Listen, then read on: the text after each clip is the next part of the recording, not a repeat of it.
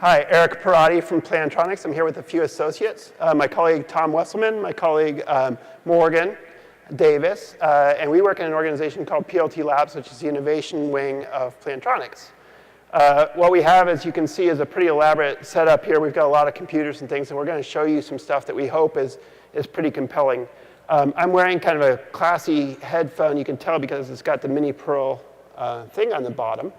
But it has some other capabilities as well that we'll kind of walk through. What's clever about this specific device is it has a lot of sensor capabilities in it, and we'll walk through those. But it also is just connected to my, this is a MacBook, and it's connected with a Bluetooth extension only. And then only with JavaScript are we controlling some other things with this. So let me walk you through a little bit of what this headset can do. And again, this is just a JavaScript implementation. There's no servers or software client installed on my PC. So first, the other thing that you're seeing is a web page, a pure web page just running on Firefox. So what my headset's going to do is I'm going to simulate walking. So as I walk a few steps, it should start to pick that up and start to pass that through to a web page. And it's a little bit hinky because there is a lot of traffic in this room, but it should be able to pick that up. The next thing it should do is detect free fall. So free fall is another thing that we like to enable with these headsets. And free fall enables us to see in the field what's going on. So I'm going to throw this up in the air, and indeed it will pass an event to the cloud, and the guy will fall over, right? And so there's a lot of information that we're passing with these. The third that we're going to show is probably most relevant to this specific crowd. So there's a lot of sensor fusion built into this: accelerometer, gyroscope, magnetometer. And basically, as I turn my headset, I can pass that information through to the cloud and, again, surface that to a web page. So again, this is just a web page, all JavaScript with a small extension. And that's what we're doing. The other thing I am doing that you may not be able to see is I'm actually just pushing buttons here to change what's happening over here. So I can subscribe and unsubscribe to events just based on just based on some button presses here. So now I'm actually going to update my web page just based on another button press. In this case, I'm using a volume down, but it could be any of the buttons on the headset or gestures or things like that. So again, now moving, this should move between pages. So now we're going to do a simulation here. Let me just zoom this out just a little bit so you can see it a little bit better.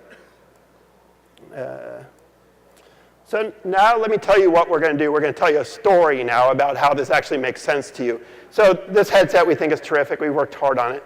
But really it is a nice play with WebRTC, that we can use the information from our devices combined with WebRTC to create new environments and new opportunities for user experience.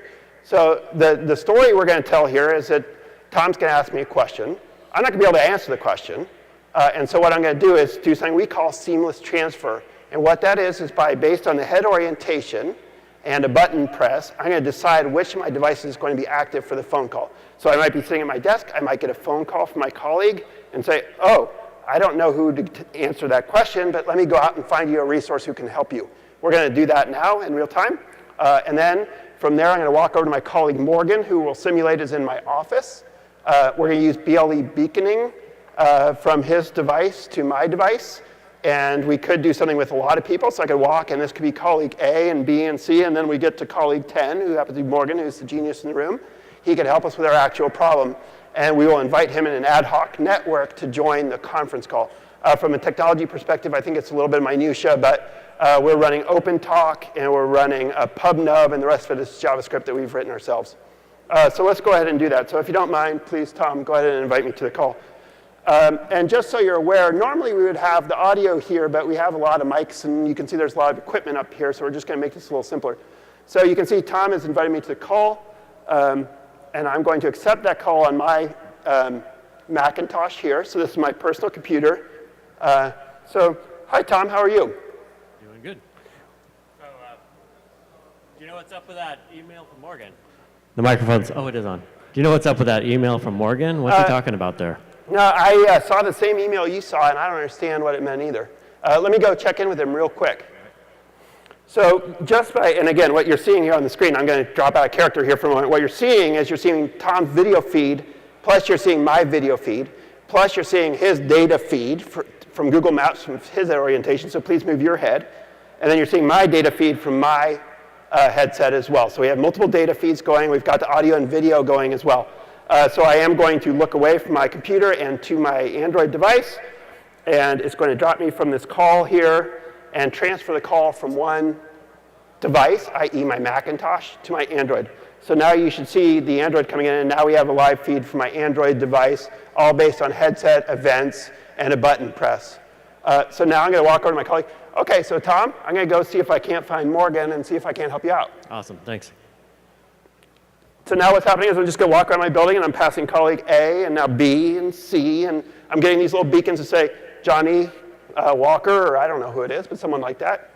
And then when I get to the person I want, I see that on my, now on my device you can't see it, but what it says here is, would I like to add Morgan to the call? The answer is, well, yes, I do want to add Morgan to the call. So I can go ahead and do that. And I've just done a button press here. And then I'm seeing that Eric is asking me to join in on the conference call with him and Tom. So I'm going to click yes, I do. Hi, Tom. Hey, Morgan. Hey, I just wanted to sync up with you guys about that new device-to-device protocol we are evaluating. And that's it. That's the demo. So what we wanted to show, and let me just kind of recap that. Let me go back up on stage so you all can see me.